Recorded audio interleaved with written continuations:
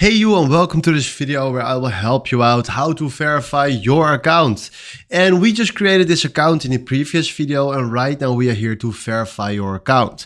So our marital status is I'm not a registered partnership. Then right now fill in the origin information, fill in your nationality details.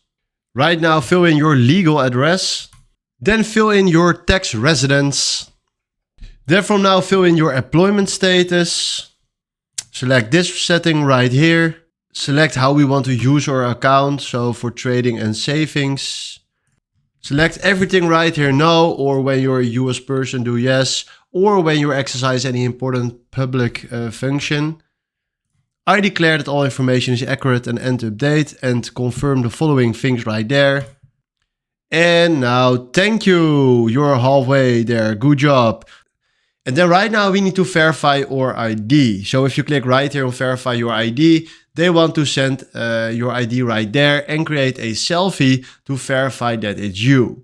Then after that you go to contract, and then right now you need to verify your phone number and then do the things that you need to do right here. And then after that you go back and you go to proof of residence, where you need to upload a document that is showing that you live on the address where you live.